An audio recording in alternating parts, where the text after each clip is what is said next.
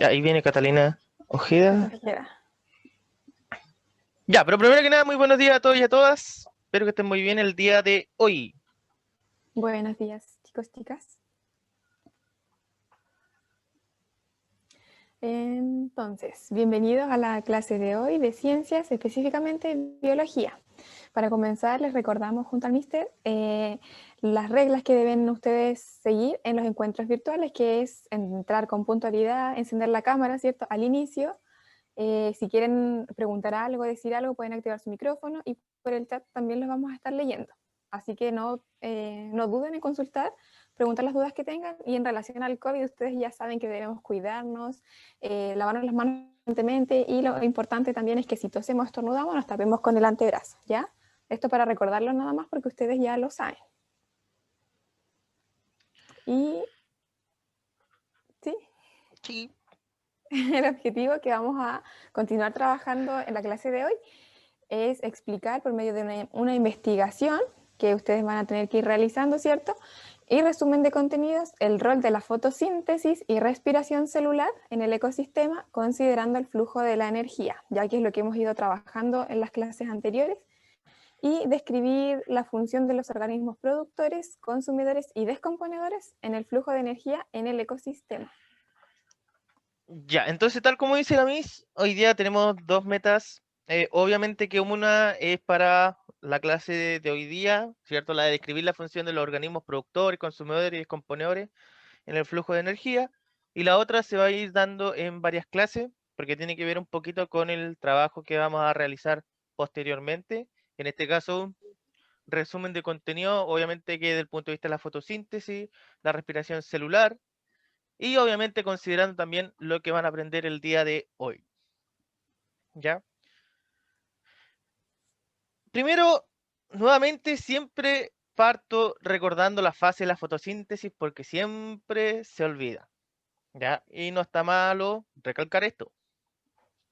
Tenemos dos fases, la dependiente de la luz, la independiente de la luz.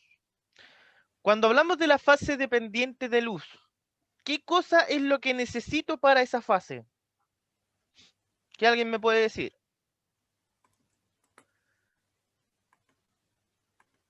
Si no elegimos. Luz, dice Cata Santana. Ya, lo principalmente luz. ¿Qué otra cosa?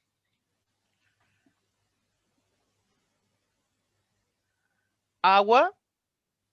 Perfecto, necesitamos agua. ¿Qué más? Para la parte dependiente de la luz, ojo.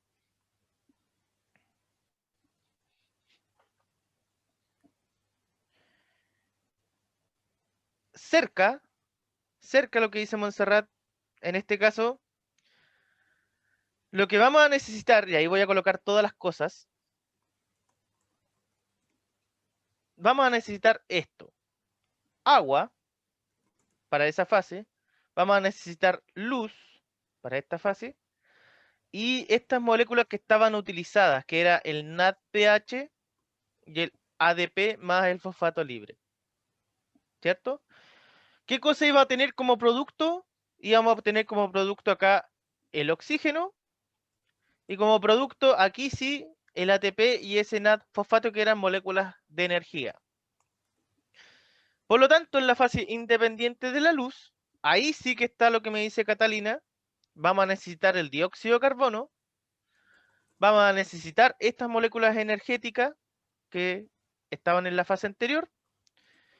Y como resultado vamos a obtener principalmente la glucosa, que ese es el objetivo de la planta, y obviamente las moléculas energéticas ya utilizadas para que vuelvan a la etapa previa. No se acuerden de esas cosillas, ¿ya? Y tampoco no se olviden dónde ocurre cada una de estas fases. La fase pendiente de la luz, ¿dónde ocurre?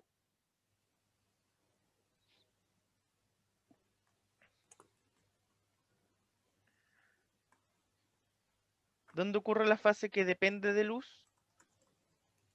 Tilacoide, En, dice Montserrat. en el tilacoide, como dice Montserrat, justamente, en la membrana del tilacoide. Y la fase independiente de luz, la que se denomina fase oscura también, ¿dónde ocurre eso? Y como Estroma, dice dice Yanara. Yanara, en el estroma. Y eso no lo deben olvidar. ¿Ya?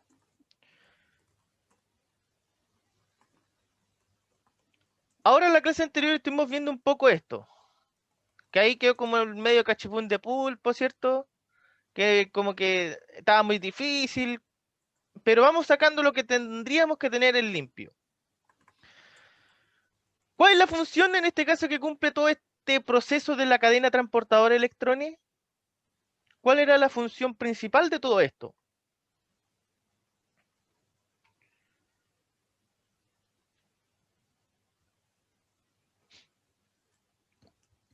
Tal como dice Montserrat, hacer en este caso la molécula energética del NAD-fosfato hidrogenado y crear la molécula de ATP.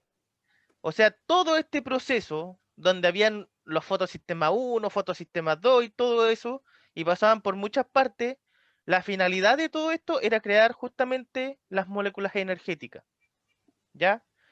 Y para eso necesitábamos del agua y de la luz, ¿ya? Para este proceso necesitábamos agua y luz.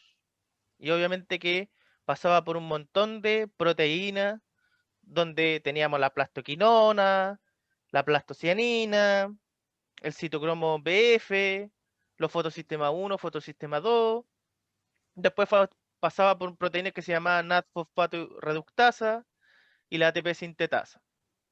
Todo esto con la única finalidad de crear las moléculas energéticas. Y eso es lo que quiero que se queden ustedes. ¿Para qué sirve todo esto? Para crear NAD-fosfato y ATP. ¿Ya? ¿Tiene alguna duda con esto? Porque más que se aprendan todo esto, yo creo que a esta altura va a ser más o menos complejo aprenderse todo esto. Simplemente necesito saber cuál es la función que está cumpliendo esto y que la tengan clara que sirve para esto. Que en la etapa clara, ¿cierto? Y dependiente de luz, ocurre este proceso que se llama cadena transportadora de electrones y esta cadena transportadora de electrones forma lo que es el NADPH y el ATP. ¿Ya?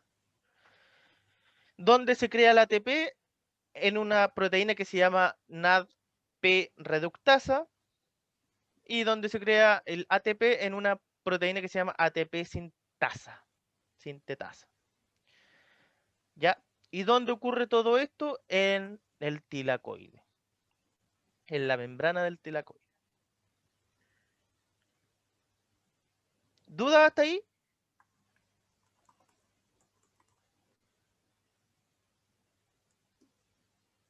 Sí, no, Nada por el chat. ya. Si no me avisan para traer una ouija y hacer un espiritismo aquí, para saber si están presentes. Ahora también vimos esto. ¿Para qué servía todo eso? ¿Qué es y cuál es la importancia de todo eso que estaba ahí? ¿Quién recuerda? La cadena transportadora electrónica, como dice Samuel, es solamente para la fase que depende de la luz. Exactamente. Es solamente esa fase.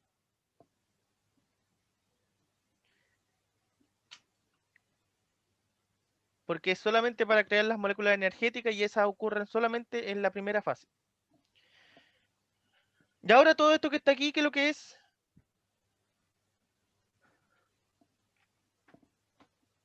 Aquí se ven muchas reacciones, se ven muchas cosas. ¿Cuál era la finalidad de esto? ¿O cuál es la importancia de todo esto?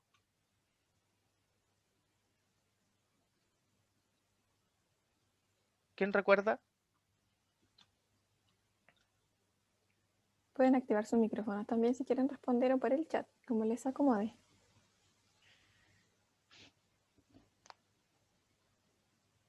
Porque a mí no me interesa saber cada uno de los de esto, de cada una de las partes, porque a futuro yo lo voy a tener que volver a pasar. pero sí me interesa la finalidad de esto. Para Ya, usar las moléculas de energía. obviamente, como dice Montserrat, en esta etapa se usan las moléculas de energía, pero no es la finalidad principal. Y ahí se fijan que hay, incluso la fechita me está diciendo que en el ATP se convierte en ADP, acá también ATP se convierte en ADP, por lo tanto ahí sabemos que se están utilizando estas moléculas energéticas, igual que el NAD-fosfato hidrogenado, se ocupa también. Pero ¿cuál será la finalidad de esto?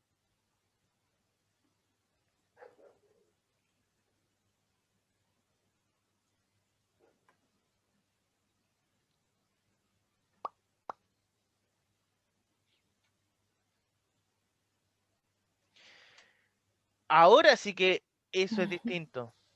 Montserrat. Tal como dice Montserrat, la finalidad de todo esto es crear finalmente la glucosa.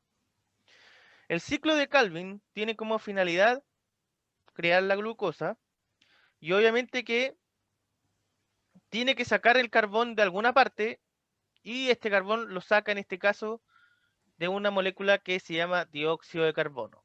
Se necesitan 6 moléculas de dióxido de carbono y con esas 6 moléculas, ¿cierto? Pasa por distintas fases y obviamente que esa molécula se fija a este ciclo por una enzima. ¿Alguien recuerda el nombre de esa enzima? Que es una enzima bastante importante que sin esa enzima no ocurre este proceso.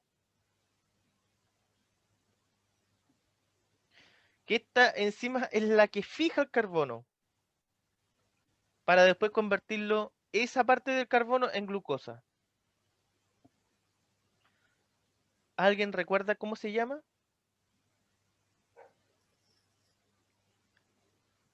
¿Quién se acuerda? ¿Quién se acuerda? Que es una enzima que yo les dije en la clase pasada, no se olviden de ella porque después más adelante la van a utilizar. Qué curioso, ahora la pueden utilizar.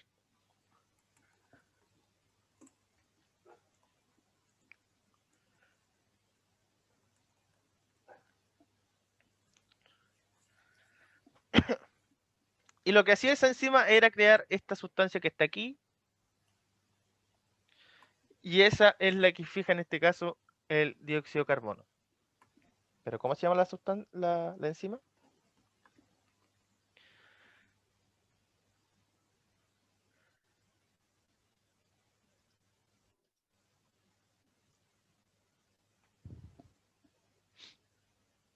¿Quién recuerda? ¿Quién recuerda? ¿Quién dijo yo? ¿Quién dijo yo?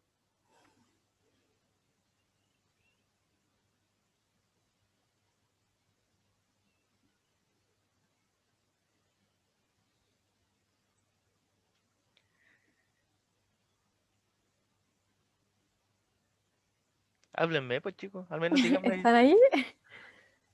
Ahí está lo que dijo Listo. Francisca. La rubisco, ¿ya? La rubisco es una enzima que en este caso ayuda a fijar el dióxido de carbono.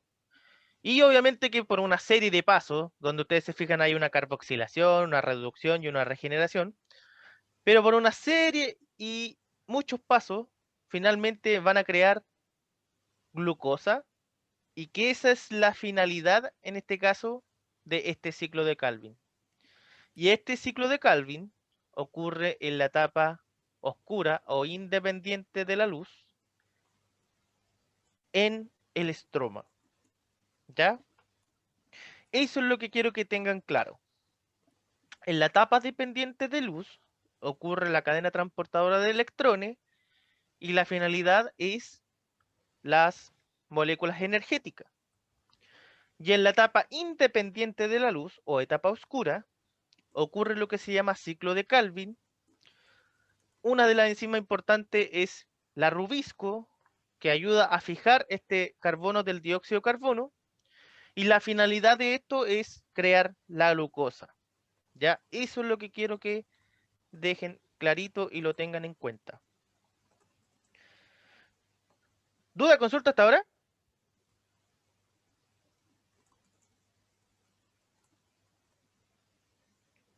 Aprovechen, chicos, de preguntar si es que hay algo que no entiendan bien. Este es el momento.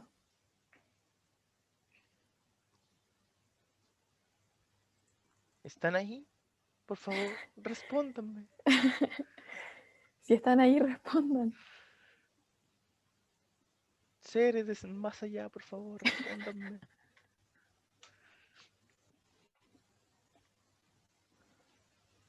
¿Se entiende? ¿Tienen alguna duda? ¿Qué cosa? Te preguntan por acá. Si hay dudas, consulta. Ya, excelente. Quédense con eso en claro. Ahora, yo no sé si recuerdan estos conceptos que hay aquí. ¿Ya? Primero que nada, ¿qué es lo que es un ecosistema? ¿Quién se acuerda? Y que lo estuvimos hablando un poquito en la clase pasada también.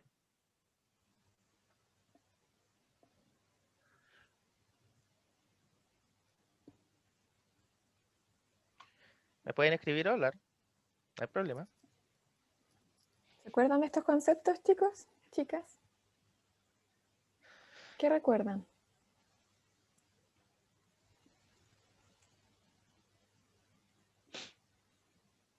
¿Qué es lo que es un ecosistema?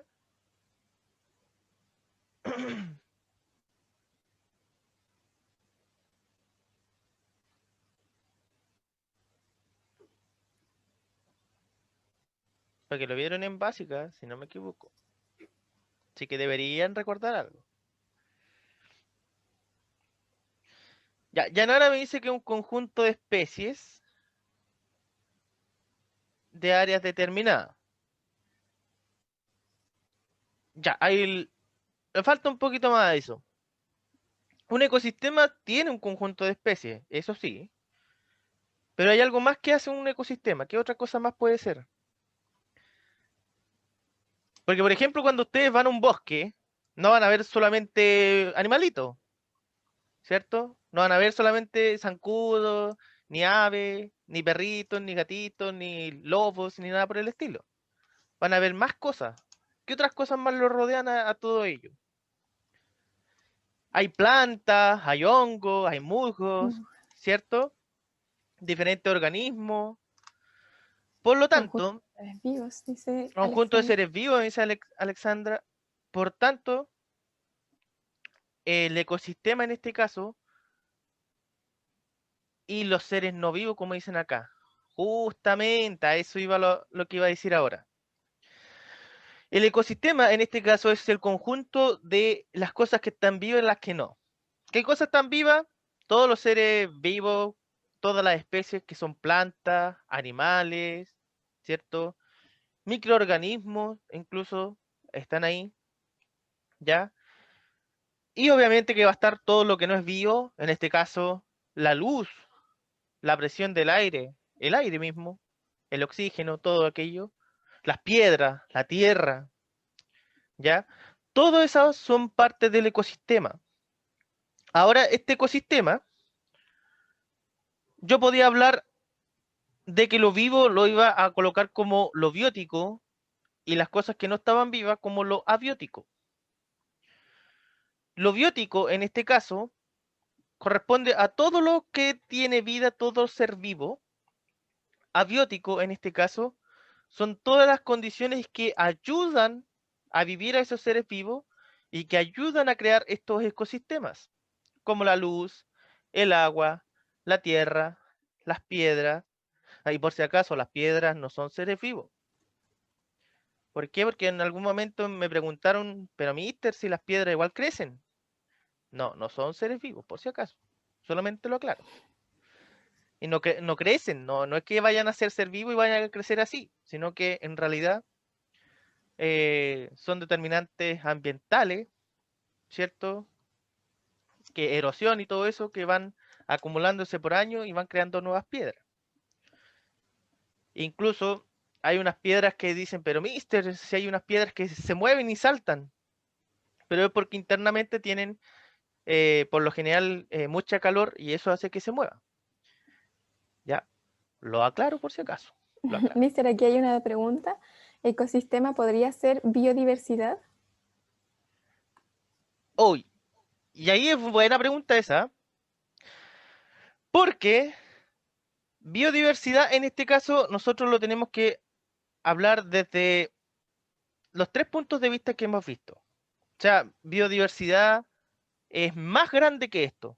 El concepto es más grande que el ecosistema. Una biodiversidad engloba, en este caso, un ecosistema. ¿Por qué? Porque el concepto de biodiversidad tiene que ver con el ecosistema, tiene que ver con los seres vivos, o sea, con la parte biótica. Obviamente, indirectamente tiene que ver con la parte abiótica y tiene que ver con la parte genética de todos los seres vivos. ¿Ya? Por lo tanto, es como un grado mucho más arriba que el ecosistema. Una biodiversidad engloba un ecosistema. ¿Ya? Pero excelente pregunta. Biodiversidad en este caso incluye los distintos tipos de ecosistemas, porque cuando nosotros hablamos de ecosistema nos podemos englobar en uno solo, por ejemplo, un ecosistema acuático. Y ahí yo puedo ver cuáles son los componentes de ese ecosistema acuático. Por ejemplo, los bióticos voy a tener los peces, pulpo, mantarraya, fitoplancton, plancton y lo que esté en ese lugar.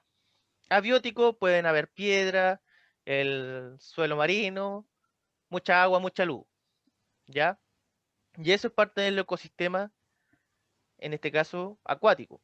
Pero en cambio la biodiversidad, yo me voy encargando del ecosistema acuático, del ecosistema terrestre, y eso lo puedo seguir subdividiendo a ecosistemas desérticos, ecosistemas de tundra, ecosistemas, y puedo seguir clasificando.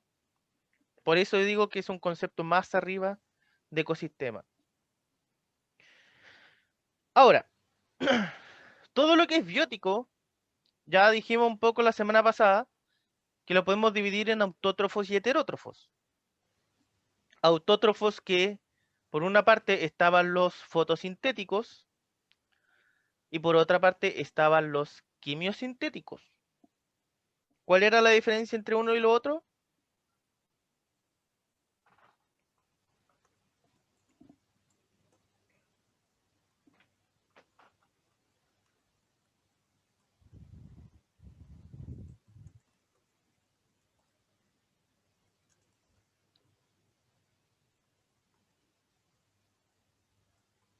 El fotosintético ocupaba la luz, dice Montserrat. Exactamente. ¿Y el otro?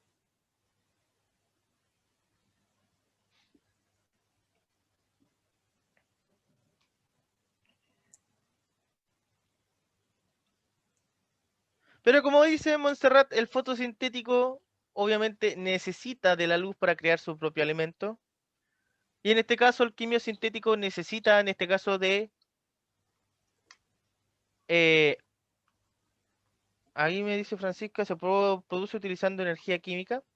Ya, los quimiosintéticos como fuente de energía van a utilizar eh, fuentes químicas que pueden ser diversas, dependiendo. Por lo general son organismos que se van a encontrar en zonas inhóspitas, como la orilla del cráter del volcán, por ejemplo, o en el fondo submarino, ¿ya? Donde no hay luz. Y obviamente que necesitan todo eso para crear energía química. Y después tenemos los heterótrofos, donde vamos a tener los consumidores y los descomponedores. ¿Cuál es la diferencia entre un consumidor y un descomponedor?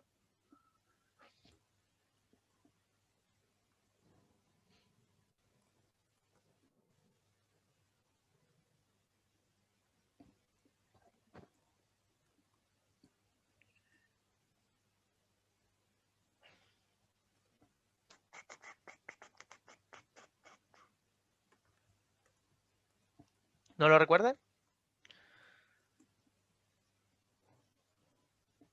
Para empezar, ¿qué son ustedes? ¿Cuál de los dos? ¿Consumidores o descomponedores? ¿Qué somos nosotros como seres humanos? Consumidores, dicen ahí. Exactamente. Somos consumidores. ¿Por qué?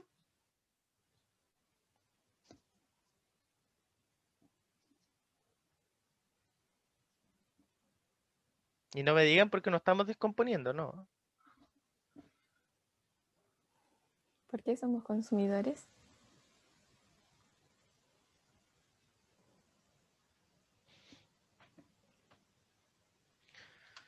Porque, como dice Samuel, obtenemos energía a través de otros seres vivos, justamente.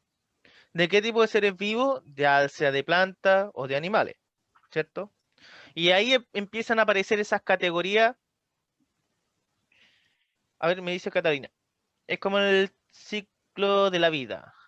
Tipo, el león come el venado, come el pasto y al final el león se hace el... Exactamente. Con estos consumidores aparece, ¿cierto?, cómo va fluyendo la energía en los ecosistemas también.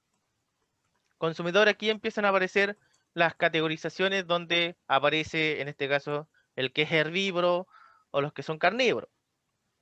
Y los descomponedores, en este caso, lo que hacen es convertir, ¿cierto?, materia orgánica, que en este caso fue parte de un ser vivo, a transformarlo a materia inorgánica que sirve para sustrato, para que vuelva a ser material disponible para las plantas, por ejemplo.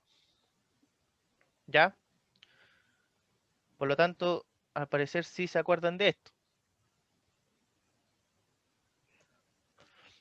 De aquí aparece lo que iba diciendo un poquito del ciclo de vida. No sé si recuerdan cómo eran las cadenas tróficas.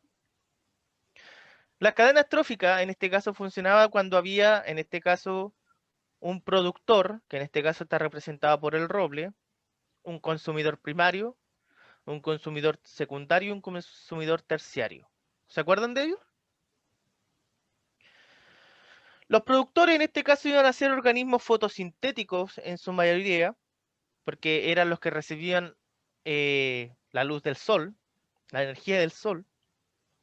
Esa energía se traspasaba a la ardilla le traspasaba energía al zorro, el zorro le traspasa energía al buitre. Por lo tanto, ¿qué significan estas flechas? Porque siempre quedan con ese concepto de que justamente me habían dicho anteriormente.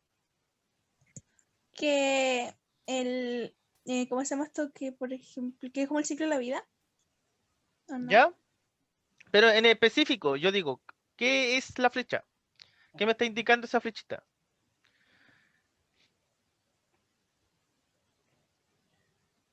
Porque acá no estamos hablando de quién se come a quién. No me veo un roble comiéndose una ardilla. La energía, dice Dominique.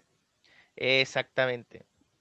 Acuérdense, porque siempre tienen ese mal concepto cuando hablamos de cadenas tróficas, cuando uno les dice, hagan una cadena trófica de tal cosa, ustedes lo que hacen es colocar, cierto, que la ardilla se comió al roble o que el zorro se comió al buitre y hacen la flecha hacia ese lado. Pero cuando nosotros hablamos de cadenas tróficas, estamos representando cómo está fluyendo las energías en los ecosistemas. Y en este caso la forma de leerlo es que el roble está entregando energía a la ardilla le entrega energía al zorro y el zorro le entrega energía al buitre. O sea, de un productor, el productor entrega energía a un consumidor primario, el consumidor primario le entrega energía a un consumidor secundario y el consumidor secundario le entrega energía a un consumidor terciario. Y eso no se olviden. ¿Y por qué malo? Bueno, yo sé que la maldad la tengo en el interior, pero ¿por qué tan malo?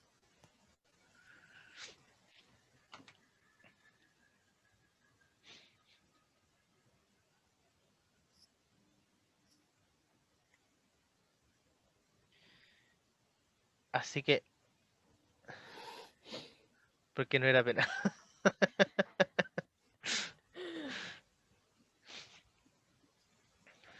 Nada, pero ¿por qué malo, Cata?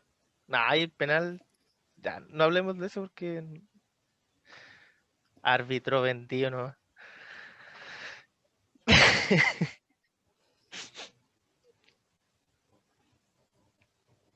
¿Ya?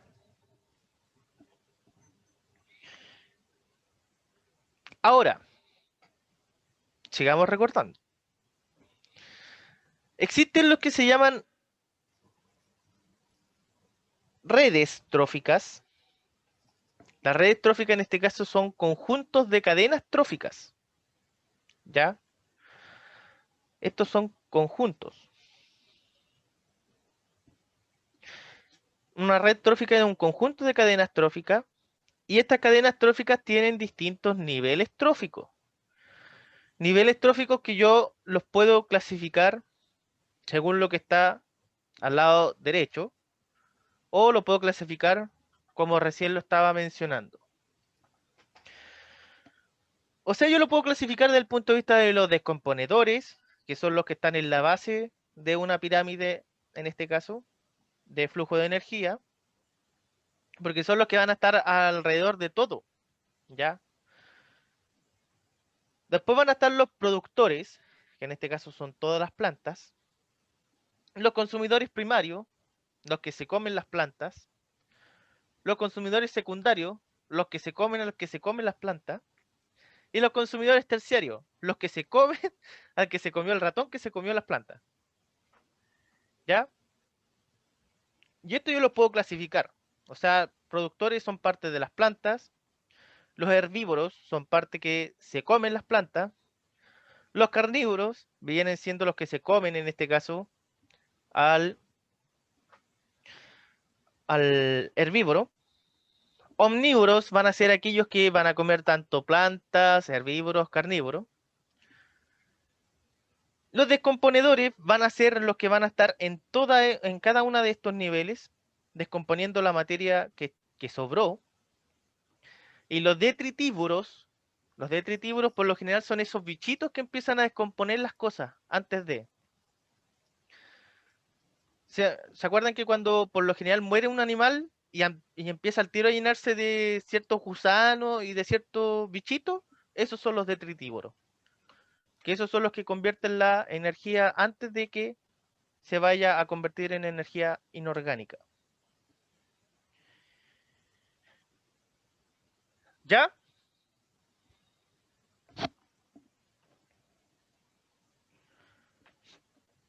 Por tanto, tenemos que recordar en este caso que las redes tróficas son conjuntos de cadenas tróficas. Las cadenas tróficas son las que reflejan la energía en los ecosistemas, cómo se va traspasando. Esta energía se va traspasando en distintos niveles, desde productores, consumidores primarios, secundarios, terciarios. O podemos decir que se va entre las plantas, los herbívoros, los carnívoros, los omnívoros, descomponedores y detritívoros. Ahora que lo que era una red trófica, esto era, para los que no recuerdan. La cadena trófica era la lineal que estábamos viendo anteriormente. Ahora cuando vemos una red trófica, es esto, ¿ya? O sea, conjuntos de cadenas tróficas. ¿Qué significa? Que yo, por ejemplo, puedo identificar varias cadenas tróficas en un dibujo. Por ejemplo, si parto con mis productores, puedo seguir esta flechita que está aquí, al topillo. Del topillo puedo ir acá a donde me está indicando la lechuza y hasta aquí quedó. ¿Se fija? Ahí hay una cadena trófica. Ahora, por ejemplo, me puedo ver otra cadena trófica donde está el lemming, que el lemming se fue al armadillo, del armadillo se fue al lobo ártico y hasta ahí quedó la otra cadena trófica. ¿Se fijan? Y así ocurren las interacciones en los ecosistemas. O sea, la energía va fluyendo hacia todas direcciones, ¿ya? Pero siempre va de un consumidor primario, o sea, de un productor a un consumidor primario, de un consumidor primario a un secundario, de un secundario a un terciario, y obviamente que todo después lo que se esté comiendo a lo otro son parte de terciario, porque no existe el cuaternario ni el quintiario, sino que hasta terciario. ¿Se acordaban de esto?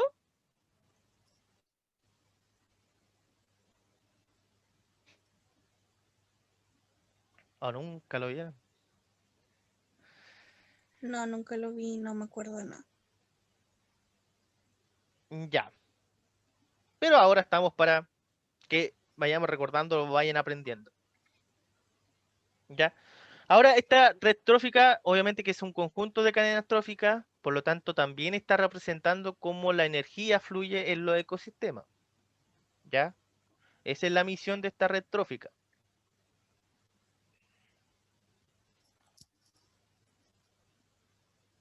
Si yo tengo esa red trófica, ¿cuántas cadenas puedo identificar acá?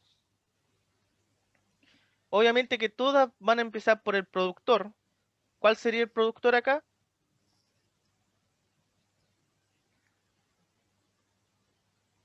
¿Cuál es el productor de todo esto? Pasto, dice Monse. Exactamente. O sea, todas parten del pasto. Por ejemplo, aquí tengo una cadena trófica, el pasto al conejo, del conejo al halcón y se acabó. Ahí tengo una. Como por ejemplo también puedo ir del pasto al saltamonte, el saltamonte al sapo, la culebra y después la flecha llega hasta acá al halcón. Ahí tengo dos. ¿Cuántas más hay, creen ustedes? A simple vista.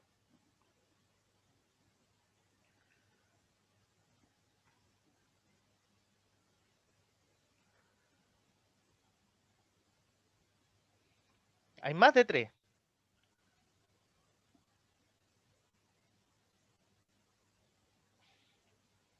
Porque yo encerré dos.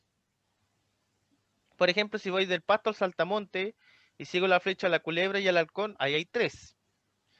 Pero ¿qué pasa si voy del pasto al saltamonte, a la araña, al ratón? Ahí hay cuatro.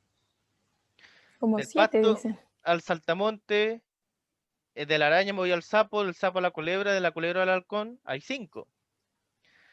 Pero ¿qué pasa si voy del pasto al saltamonte al ratón? No, al gorrión que diga. Y del gorrión al halcón, ya tengo seis. Y todavía ni siquiera paso por la culebra. O sea, pasto, saltamonte, culebra, halcón, ahí llevo siete. Pasto, saltamonte, araña, gorrión y halcón, llevo ocho. Pasto, saltamonte, saltamonte,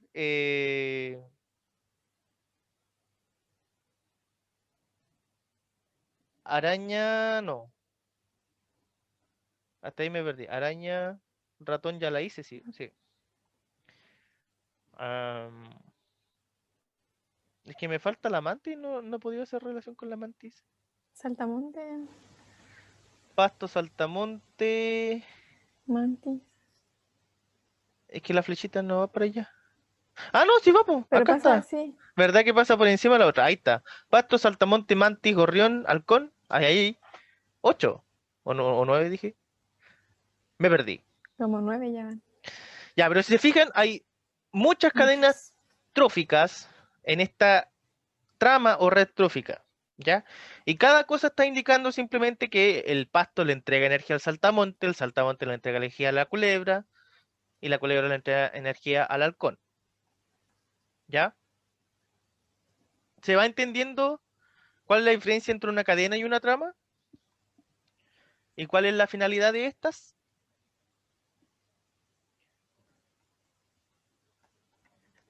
¿Se entiende, chicos, chicas? Sí, Ya. dice Monse. Ahora, lo último que nos queda del flujo de la energía. ¿De dónde aparece toda esta energía? La energía proviene del Sol. El Sol radiante que está por ahí en nuestro cielo alumbrándonos, entrega energía a los ecosistemas. Y de esa energía hay una parte que se va perdiendo en calor. Los ecosistemas le pasan la energía a los fotosintéticos. ¿Ya? Del 100% de esa energía le está pasando solamente un 1% a los fotosintéticos. Y de ese 1% se va hacia el resto de escalones. La energía cada vez que va pasando de un nivel a otro se va perdiendo una parte como calor y la otra se va utilizando para poder vivir. O sea, la energía que pasa de los productores Pasa a los consumidores primarios, los consumidores secundarios, terciarios, descomponedores, y parte que se va perdiendo tanto en calor y la otra parte que se va perdiendo en la respiración. ¿Ya? Por tanto, esta energía, la del sol, va fluyendo por todos nosotros, en realidad. Ay, me salió así como medio... Pero es verdad, va fluyendo. ¿Cómo, de qué forma va fluyendo cuando uno está comiendo algo y todo eso? Para crearse, por ejemplo, una planta, para que crezca una planta, sea viva, grande y todo eso, sí o sí necesita de energía solar. Nosotros cuando sacamos esa planta, ya sea los frutos, sacamos la planta en sí, estamos recibiendo energía solar, en este caso, a partir de ese productor. Los herbívoros hacen eso y los carnívoros reciben la energía que provenía anteriormente del sol, ¿cierto? Y los terciarios también hacen lo mismo.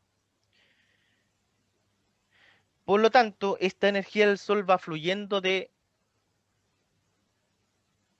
persona a persona, de objeto a objeto, ¿cierto? Y de organismo a organismo. Pero el sol lo que le está entregando a las plantas es solamente el 1%. Eso es lo que pueden asimilar en este caso. ¿Y por qué un 1%? Porque hay un porcentaje de energía del sol que se disipa como calor, otro porcentaje que se refleja para que exista en este caso el efecto invernadero, ¿ya? Y otra que se libera al espacio. Por lo tanto, es el 1% que va recibiendo las plantas y de ese 1%, ¿ya? De ese 1% se va entregando el 10% de eslabón a eslabón. Y por eso hay algo que existe como que se llama la regla del 10%. O sea, imagínense que si nosotros comemos carne, estamos recibiendo el 10 del 10%. O sea, 2 veces el 10% de lo que era el productor primario. Pero es energía, ¿ya? Es por eso que siempre nos dicen, coman frutas y verduras.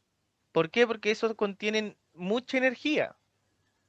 A diferencia si comemos, qué sé yo, un pollo, ¿cierto? El pollo también entrega energía, pero va a entregar un poquito menos. Pero también los necesitamos porque hay otras cosas que son las proteínas y otras cosas que nuestro cuerpo también los necesita, así que igual son necesarios. Pregunta hasta esta parte.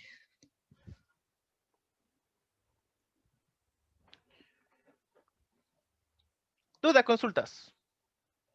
¿Muy difícil lo que he dicho hasta ahora? ¿Es como para matarnos?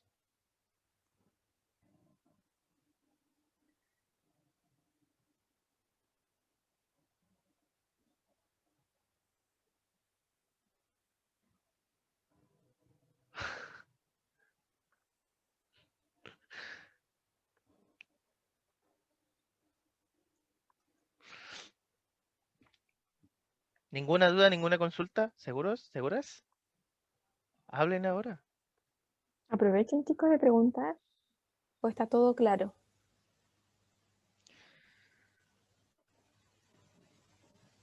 ¿Alguna duda? Ser el de más allá, por favor, respóndanme.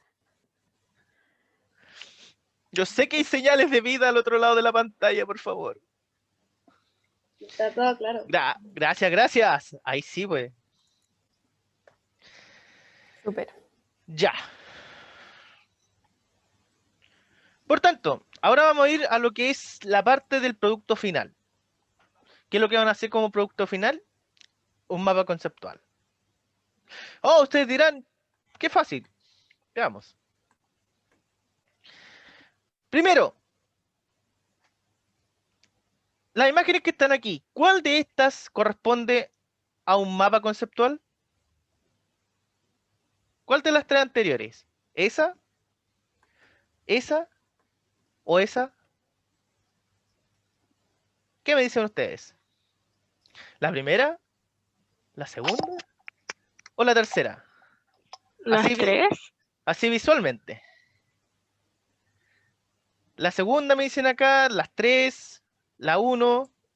La 1 y 2, la 1, la segunda. Ya. Y las 3, dice Samuel. Créanme, ahora lo siguiente. ¿Y si les digo que ninguna era un mapa conceptual? La media trampa. Esto que está ahí, Estafa. esto que está ahí se conoce como organigrama. ¿Ya?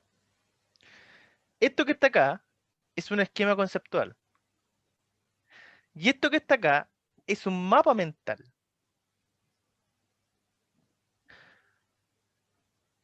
Ojo, ninguno de los tres era un mapa conceptual. ¿Y por qué lo digo? Porque están acostumbrados a este y a este. Cuando les dicen, hagan un mapa conceptual, y las profes en básica, ¿cierto? O incluso en medio, a veces igual les piden, y les dicen, ya, esto es. Y empiezan a hacer este tipo de esquema y resulta que esto no es un mapa conceptual. ¿Ya? Así que vamos definiendo primero qué es lo que es un mapa conceptual. Lo que está acá en pantalla es un mapa conceptual. Un mapa conceptual es un recurso esquemático para representar un conjunto de significados conceptuales incluido en una estructura de proposiciones. ¿Qué significa? Lo que dijo Joseph de Novak significa que va a ser algo como esto, que un mapa conceptual simplemente es un recurso que tiene un conjunto de significados.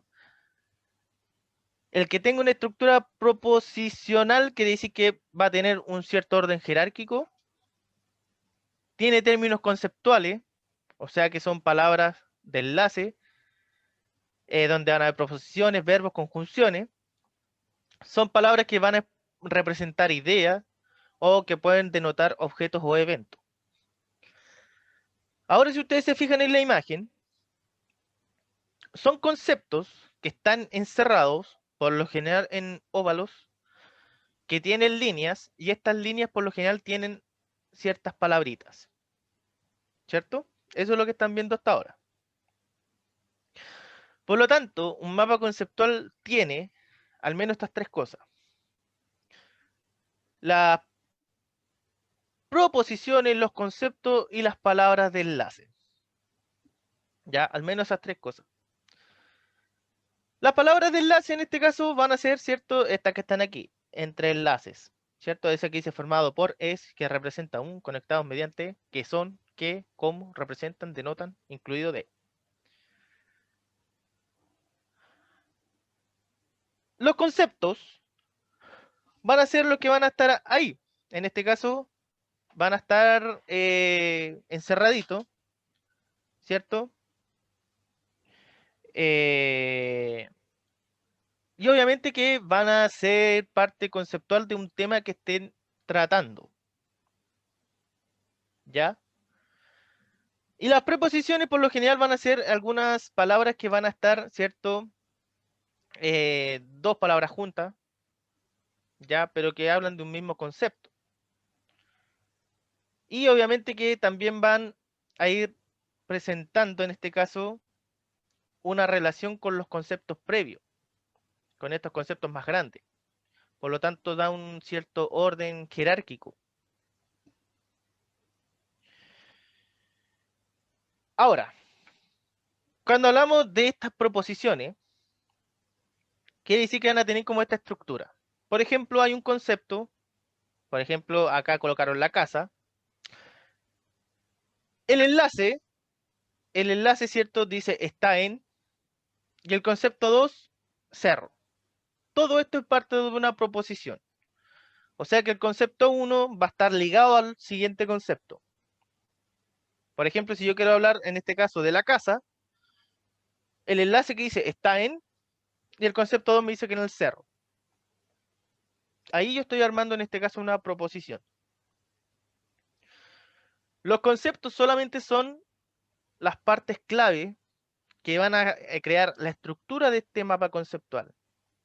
Una imagen mental donde hay términos, donde hay definiciones, palabras que pueden ser gramaticalmente como sustantivo, pueden entregar información acerca de una entidad o un acontecimiento, pueden ser de tipo concreto o abstracto, como animal, mineral, planeta, por ejemplo, o abstracto como democracia, libertad, equidad, y acontecimiento como lluvia, revolución, fotosíntesis. ¿Ya? Pero de esta forma se va creando estos mapas conceptuales. O sea, hasta ahora tengamos la consideración de que estos mapas conceptuales son conceptos que están encerrados, van unidos con líneas, cada línea va a tener, en este caso, las palabras de enlace, y van juntándose con otros términos, y todo esto va en un orden jerárquico. Los conceptos, por lo general, van a estar denotados en un triángulo. Uno donde van a estar la imagen mental, como se dice, y el otro netamente a algo concreto, objeto. Por ejemplo, ahí, ¿cierto? Está el ejemplo de qué pasa con un triángulo en realidad. Cuando se habla de una imagen mental, dice figura cerrada de 3 lados, y cuando se habla del objeto, obviamente puedo hacer, en este caso, el objeto en sí. Los términos de enlace por lo general son de este tipo. Yo los puedo ir modificando de acuerdo a cómo está mi mapa conceptual. Pero al menos por lo general se van utilizando estos que dicen a, con, de, en, para, o verbos como es, está, proviene, deriva, resulta, o conjunciones como y, o, pero, aunque, aún. Eso dependerá cuál es el concepto que se está tratando en ese momento. Visualmente, un mapa conceptual debería hacerse con elipses para los conceptos, pero obviamente que en América Latina se aceptan los rectángulos, y los rectángulos con esquinas redondas o cuadradas. Se utilizan líneas para los enlaces, o también se pueden utilizar las flechas para ciertas relaciones cruzadas. ¿Cuál es la meta que van a tener ustedes como producto final? Confeccionar y resumir mediante medios tecnológicos o manuscritos un mapa conceptual considerando los contenidos de fotosíntesis y flujo de energía en los ecosistemas. O sea, todo lo que hemos visto de fotosíntesis y lo que incluso estuvimos viendo hasta esta clase, ustedes los van a resumir en un mapa conceptual, en uno. ¿Ya?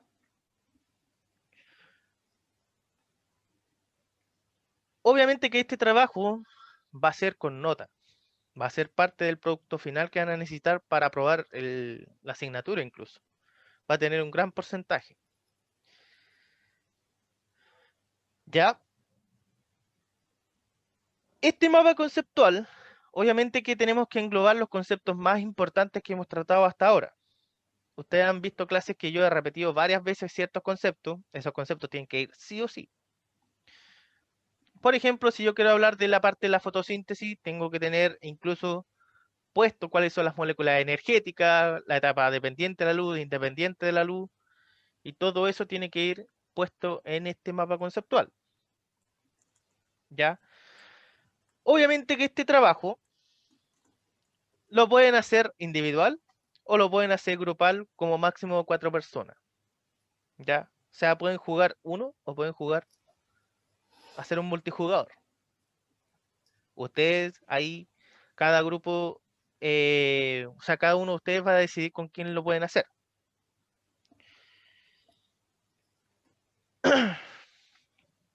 ¿Cuáles son los pasos para elaborar un mapa conceptual? Primero, ir subrayando, marcando los conceptos más importantes o más generales. O sea, primero, la parte principal es hacer un listado con los conceptos clave. ¿Cuáles son los conceptos claves? Los más importantes que ustedes consideren. En este caso, si ustedes van a empezar el mapa conceptual con fotosíntesis, o sea, y de hecho ese es un concepto principal, lo van a ir colocando. Si van a colocar ecología, van a colocarlo por ahí, ya también es otro concepto. Etapa dependiente de la luz, otro concepto. Independiente de la luz, otro concepto. NADPH, otro concepto. ATP, otro concepto. Tilacoide, otro concepto. Cloroplasto, otro concepto. Y ahí ustedes van haciendo un listado de varios conceptos. Luego, identificar el concepto más importante y jerarquizar los otros conceptos por su generalidad o por su importancia. O sea, ustedes van a ordenar este mapa conceptual por orden jerárquico. El más importante tiene que ir hacia arriba y de ahí yo voy desglosando para abajo. Trazar el mapa conceptual empezando por el concepto más importante o más comprensivo. En el siguiente nivel, anotar los conceptos directamente relacionados con el principal. Los conceptos se tienen que ir encerrando en una elipse, como lo que estaba diciendo previamente. En esa elipse, cosa que se vean de esta forma. ¿Ya? Acá en este mapa conceptual, lo que estaban explicando era el concepto de concepto. Y esa era la parte principal. Y los conceptos, ahí obviamente que los desglosaron en dos. El concepto dice que es una imagen mental y que se expresa por término. O sea, ahí fue en un orden jerárquico hacia abajo. Ahora esa imagen mental, obviamente se subdividía en dos cosas y los términos se subdividen en una sola. Y así fueron mezclando unas con otras. ¿Ya? Y ustedes tienen que hacer el mismo ejercicio, pero con los contenidos, en este caso de fotosíntesis y flujo de energía. Todos estos conceptos que están acá, los tienen que ir uniendo y relacionándonos. Y aquí es donde está la parte que me están preguntando. Relacionar estos conceptos. O sea, ustedes tienen que en algún momento relacionar los conceptos de la fotosíntesis con los flujos de energía en un solo mapa conceptual. Y que eso puede ser a veces como la complejidad. ¿Ya? Continuar anotando los otros conceptos de la misma manera hasta completar el mapa. Leer nuevamente el texto o la materia en este caso y compararlo con el mapa conceptual para detectar omisiones o rectificar. ¿Ya? Los mapas conceptuales deben ser simples y mostrar claramente las relaciones entre los conceptos. O sea que yo como al leerlo me quede claro de qué se trata un tema. Y por lo general ustedes cuando ven un mapa conceptual es eso. Ven el primer concepto, después ven el de abajo, ven el siguiente y al final les queda todo claro y es como que si estuviesen leyendo algo. Los conceptos se deben distribuir de lo general a lo particular. ¿Ya? Los conceptos que nunca se repiten se anotan dentro de elipse. No deben haber dos conceptos sin término de enlace, o sea, todos los conceptos van unidos a un enlace. No existe un mapa único para contenido, es posible representar un mismo texto por dos o más diferentes mapas diferentes. Por tanto, los mapas conceptuales no deberían ser iguales entre grupos. O sea, quiere decir que los grupos no tienen por qué tener el mismo mapa conceptual, porque esto yo lo puedo representar de distintas formas. ¿Ya?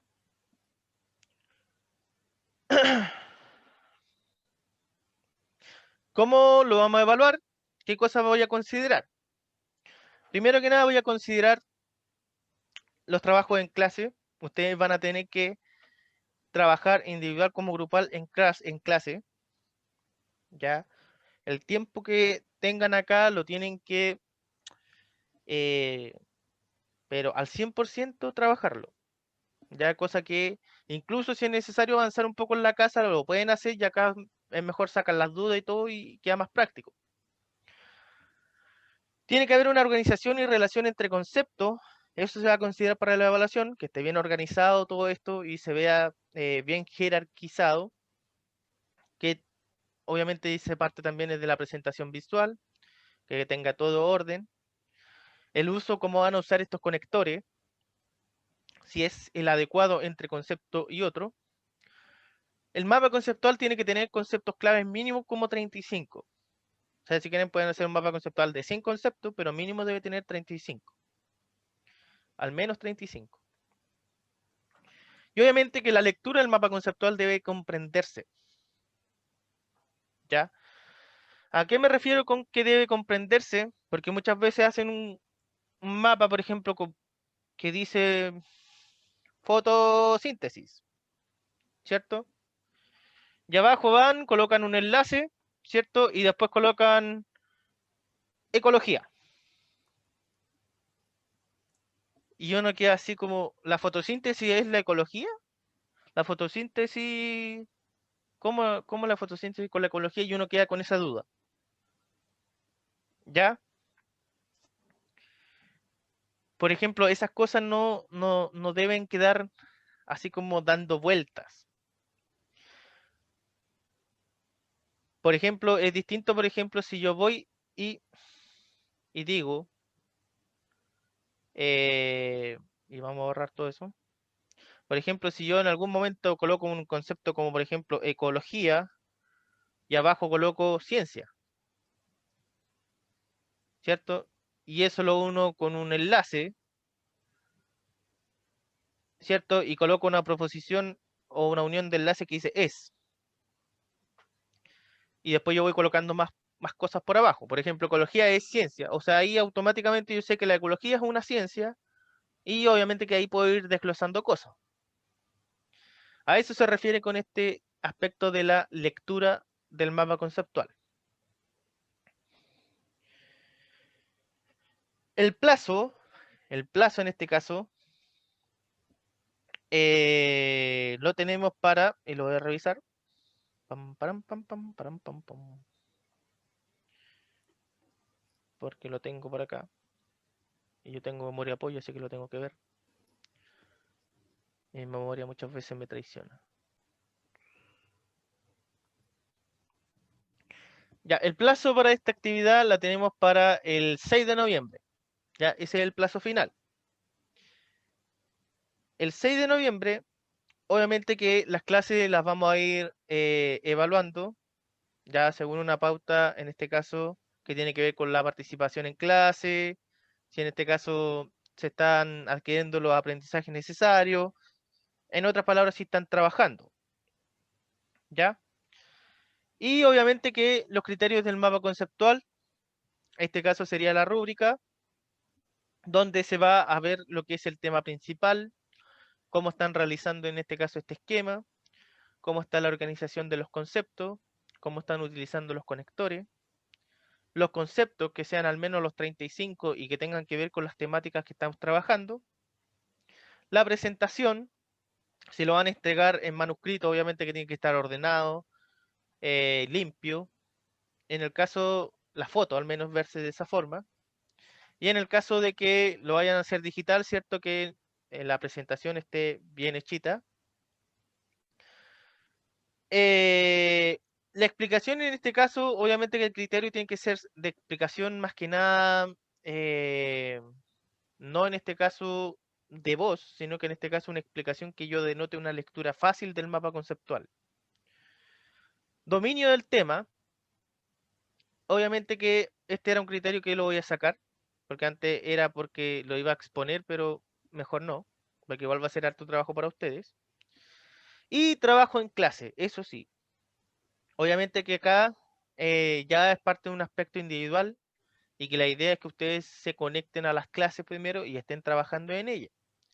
O sea, si voy, por ejemplo, y voy a un grupo y le pregunto qué está haciendo, cómo está haciendo, y veo que no me contesta, que no responde y que no pasa nada, ahí yo voy a ir, obviamente, descontando de este puntaje. Por lo tanto, sería 27 puntos y obviamente que ahí estaría en este caso la nota. Necesitan tener al menos 16 puntos para tener un 4. Obviamente que la pauta se las voy a dejar o se las envío al correo. A ver, ¿cómo les queda más fácil que les envíe la pauta después? Porque por lo general yo la estoy subiendo al drive del colegio. Si ustedes van al drive del colegio durante el día van a encontrar ahí la pauta con la clase incluso. ¿Ya? Ahora, ya. Ok, entendí, al correo. Se les envío la pauta, ¿cierto? Con la clase al correo también. Para cualquier cosa. Y eso, dudas, consultas hasta ahora. Encuentren